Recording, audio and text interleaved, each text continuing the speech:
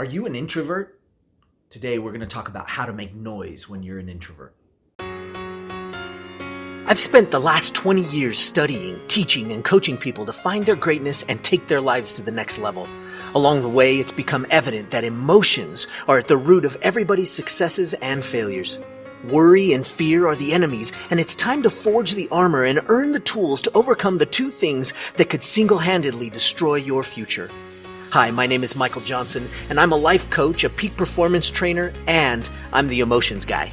It's time to take back control. Control of how you feel, control of how you act, and control of how you experience life. It's time to become a lifer, a new breed of overachiever focused on living every minute to its fullest.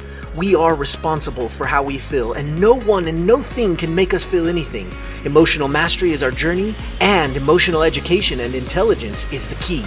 We are lifers, and this is Magic for Life. What's up, lifers? Michael Johnson here with the Magic for Life podcast, and I'm excited that you joined me today because we've got to talk a little bit about all of you introverts out there. And, it's easy when you watch people that seem like they're outgoing and that they've done a lot on camera and that they seem to be comfortable getting in front of people and talking, or maybe even public speaking. But it's also another thing when you're that person that feels like, hey, I can't get up in front of camera, or I don't want to get up and public speak. And it's easy to get maybe your hopes down because you think, gosh, I'm never going to be able to do that. Well, it's not necessarily true. Some of our best gurus and mentors and coaches out there have figured out a way to get past this idea of being an introvert.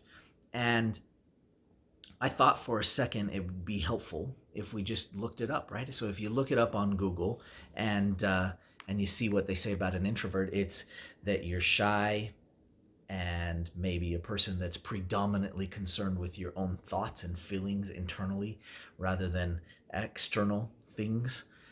So that's a general definition, right, that you would get from Google.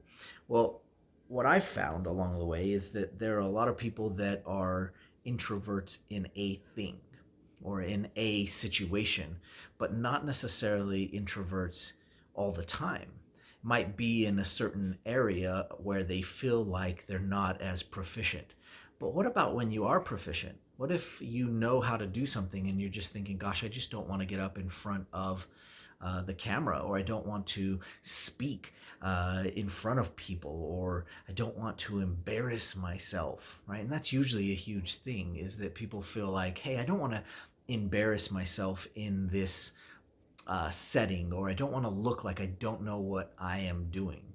Well, there's a few things that we have to address here. So if you're that introvert, this is your podcast. This is the episode just for you, right? Because what we want to do is we want to figure out what it is that's stopping you or holding you back. We've got to figure out where you're at on the other side of the gap, right? And so if you think about it, you may be on this side of the gap, and we're trying to get to this side of the gap, and there's this big crevice in between. And what do we have to do to attain the other side? Now, it's not to say that you may get rid of that. We're not trying to. There's something that has been advantageous of you having that shyness or that introvert that has allowed you to learn what you've learned. It's allowed you to get to the place where you have gotten, and it's probably served you up to this point. And so we want to really consider what assets have come from this idea that you have been an introvert. Now, what is it that is calling you and pulling you to a place where you feel like, hey, I want to actually get outside of myself. I want to do something that usually scares me, or that I'm usually shy from. And there is a thing, right? There's something that's calling you. Is it because your message is something that you know needs to be told?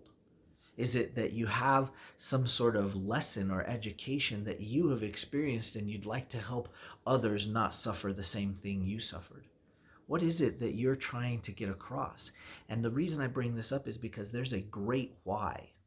There's a great why that resides inside of you that maybe will indicate what it is that you are trying to do on a greater scale, on a greater level. So I want you to think about that for a second. Take some inventory. What is it that's pushing you? What is your why that is guiding you to want to be external, right? Not be internal or an introvert. And what is keeping you from feeling like, hey, I would, uh, be fine on camera? Most people say, well, I don't want to talk to myself. Most people say, I feel like I would embarrass myself. I might say something wrong. I don't want people to know that maybe I don't know what I'm talking about. Or maybe I'll look bad. Maybe my makeup's not good. Maybe my hair isn't going to be exactly how it is. And maybe these things are all contributing to this idea that I'm going to introduce right now, which is that maybe you have to have or are requiring too much control over the situation that you're trying to overcome. And so what we have to do is we have to kind of step back a little bit and say, okay, what can I let go of? Well, you look like how you look. And I'm guessing that you probably look just fine. You probably don't need any makeup. You probably are thinking, well, if I don't do my makeup, then, what would people think about me? They probably think about the same thing that they thought about you before, right? They might be a little taken back if you didn't do your makeup, right? But I'll tell you what, I'll confess, I didn't do my makeup today, and you caught me, and that's just how it is. Today is the end of my last day of not shaving, and I used to be so concerned about it, right? But you know what? I it's just a thing. I like growing a little bit of a beard, right? And it's okay. I'm hoping that you're not going to judge me from it. Actually, I'm not really hoping that. I don't really care. If you don't like my little baby beard, then it's okay. You don't have to like it. I'm okay with it, right? But some people are like, oh, I love that. I love that. And I'm like, great, thanks for telling me. So that leads me to the next part of the conversation, which is understanding compliments, right? Because this is part of what we have to talk about. Now, a mentor of mine once told a story, and the story was simple. It was they just released a book, and it was taking off. It was starting to do really well.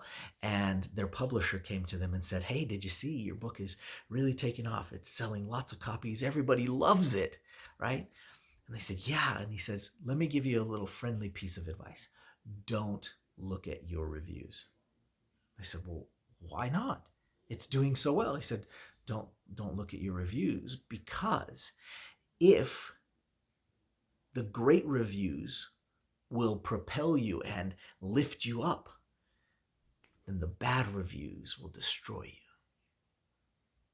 And that was simple, right? It was simple. Don't look at your reviews, because if the good reviews are going to make you feel like you're amazing, then the bad reviews are going to make you feel like crap, right? And so he suggested that they didn't look at them. Now, this is huge, right? Let's dive into that just a bit. If we can keep ourselves away from worrying about the judgment of it. Do you have a mess age? I mean, the age of your mess that you're sharing, right? Do you have a message that you're sharing and that you want to get across to people that hey, this will change their lives forever? This is something that will influence them in a positive way. Well, if you have a message that you're sharing, then now it becomes imperative that you get that message out to those people that need to hear it.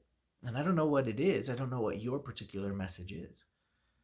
But if you can get that message out to more people, how many more people could you speed up the process of what they're doing? How many more people could you save from the hardship that you went through? How many more people could you guide on a path that was maybe a little bit better than your path? You see, that's all going to start with you being able to get up in front of camera or be able to record an audio. And all of those things are one step closer to being able to share your message. You have to have a great why. Now, maybe your message isn't strong enough. Maybe the thing that you're doing isn't and I'm going to say good enough. And what I mean by that is a good enough for you, right? It might be good enough and it might be an important message, but it might not be the why behind what it is that you're doing. But if you can figure out your why, if you can figure out your message that actually will propel you, then the next step is simple. We just start taking one step at a time. You know, I'm a dancer from birth almost. I started dancing when I was 5, and really, you know, one step forward and one step back isn't considered a bad thing in dance. It's considered a cha-cha.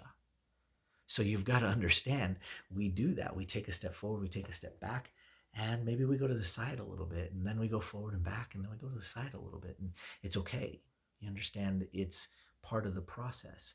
Now let me give you some encouraging words, because to all of you introverts that are listening to this message, you're thinking, well, what do I do next?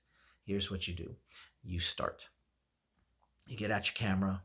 We have our phones. You're probably watching this on your phone. All you do is turn the selfie mode on, you hit record, and that's it, and you start. And at first, what I highly suggest is you don't watch, you don't listen. You can hit the record button and record a podcast right on your phone. But the first thing you should do is not watch and not listen, because you may not have the wherewithal, the peace of mind. Let me say that again, the peace, like calmness of mind, to listen to yourself or to watch yourself. But as you get better, you'll start to listen and watch, and you'll be able to not judge. You'll be able to be unconditional in your critique, and then you can get better. And it doesn't matter if you were great at it to start with. If you start recording every day, whether it's audio or video, if you start recording every day, then you will come across massive improvement. And it's just going to happen. If you were to listen to me when I first started my podcast years ago, I was a pretty good speaker to start with, but I've gotten so much better since then. And it's just from doing it as often as you can. So one of the best things you can do is start and realize that you're probably going to be bad at it if you haven't done it already. And even if you have done it, you're going to get better. You just have to start to do it. So I want you to do that. I want you to take that first step. Start to record, whether it's audio or video or both is fine. Record it. And if you want somebody to build you up, send it to us. Send it to us at Majic for Life. We'll listen to it. We'll tell you about all the great things that you're doing, because there's probably a really cool superpower inside there that maybe you have yet to conceive, and yet it's in there. So we'd love to see it. I'd love to see some of your first videos, and know that I will come back with some really interesting and positive comments, because you're amazing, and you just got to get to the point where you understand and believe it so that you can bring your message out to the world. So all you introverts, no more excuses. It's time to take that step. Get out your phone. Don't wait. If you're driving, don't do it right now. But do turn on your video camera. Put it in selfie mode. Start recording and talk about the thing that you care about the most. And this will make a massive difference. I hope this has been helpful. Make sure, as usual, if you're watching on YouTube, like and subscribe.